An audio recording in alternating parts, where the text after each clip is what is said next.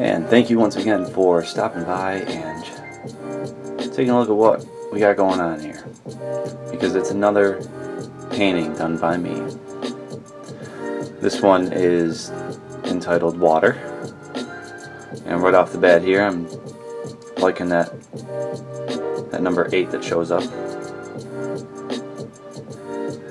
I think I've seen that on a t-shirt somewhere before, the number 8 like that. That Viner, Casey something, he wears it. He's got a shirt with that number 8 on it. It's gone now, you can't really see the 8 anymore, but when I was originally drawing this out, I fancied that number showing up there. It's kind of funny that it just popped up, because I know I've seen the shirt before, and I was, at the time when I saw the shirt, I was thinking to myself, like, you know, it's a pretty sweet shirt. You know, I didn't really think anything of it. And then as I'm doing this, which is made using the magic number 5, as I'm making this, I realized that, you know, shit, there's that shirt that I saw. So I learned by doing this that the shirt that I saw was actually made using that golden ratio as well, which is kind of neat. Now, one of the things that I did differently in this painting as opposed to the other elements that I did was, you'll notice that I outlined it first. I used the acrylic marker and did all the lines first. That way I could save some time, and I didn't have to go back and fill in any tiny little white spots that I was trying to leave vacant for the lines to be placed there, you know, in the first place. You know, because before I would have to, after I got done doing the lines, I would have to go back through and I would have to mix the paint again to match the colors and fill in those tiny spots. But by doing it this way, you're saving that step, which saved me a lot of time, I'll tell you what.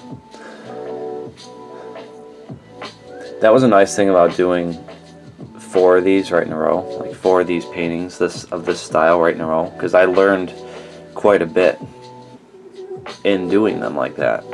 Like the first painting that I did was the fire one, and that one took, I think, 7.5 hours to do. But I mean, that was because I started with all the colors on my palette, and I was trying to, like, I don't know, I wasn't really prepared, you know. I didn't really know the best way to go about it, so I just was winging it. It took 7.5 hours. I still, you know, really enjoyed the way that one turned out. But as I progressed, I picked up on things that I was doing that I could improve on, such as the lining, also such as the paint that I was putting on the palette at first. You know, I was really only using one color at a time. Well, technically 2 colors if you count the orange over there, or the red.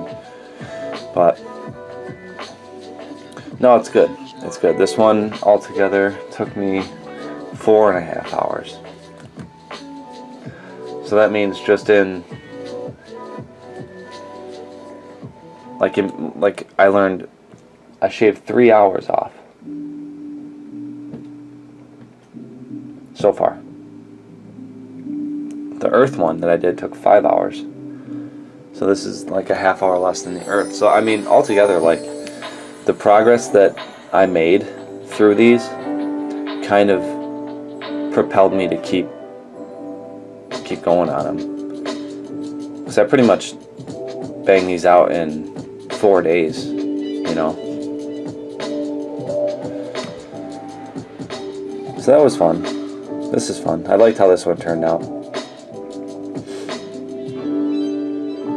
Now, as far as other things are concerned, I haven't done number of the day for you in a while, so I'm gonna do that just to get that out of the way.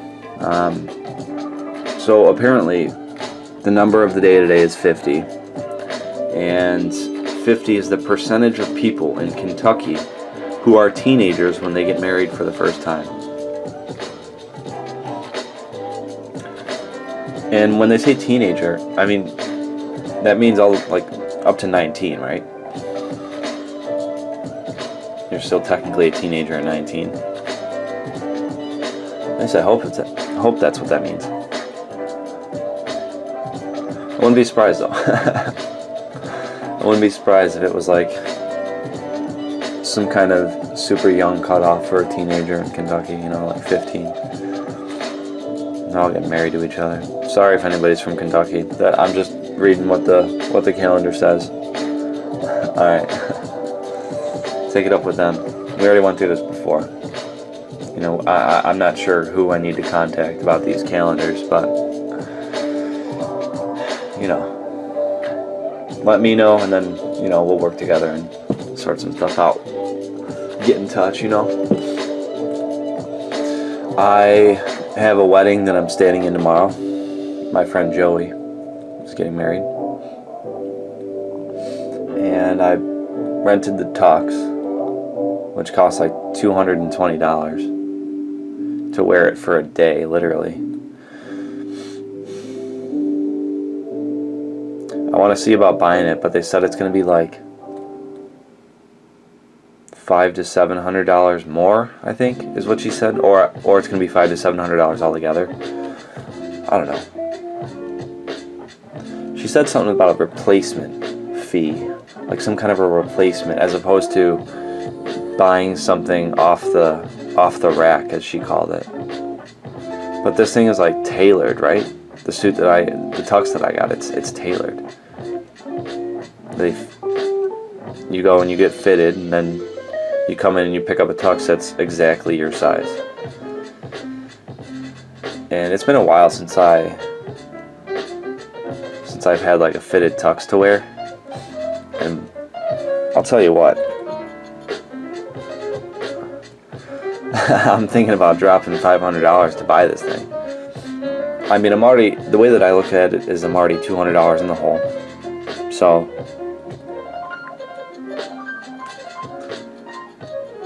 why let that $200 go to waste when I can have a tux that's made for me for the rest of my life? Sounds good to me. I don't know. It's nice. It's a gray tux. The only thing I wouldn't buy on it probably is the lavender vest that it came with. I'd probably swap that up for something different, but we'll see. I'm gonna wear it tomorrow. The wedding's tomorrow. It's a Star Wars and Harry Potter wedding. It's kind of funny. I got a lot of props and stuff for it so far. We went out yesterday and got some Star Wars socks for the groomsmen.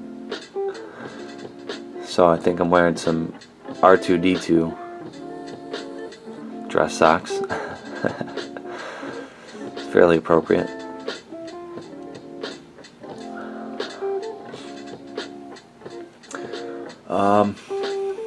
Oh yeah. Shout out to everyone who was a part of the charity that I helped contribute to. Specifically, shout out to Beats and shout out to my dad. And I think that's about it, as far as this video goes, at least. Hopefully I'll catch you around next time. This time next week. This day next week, we'll say. We'll hang out for a little bit again and, you know, see where the conversation leads. Alright. Well, thanks. And bye.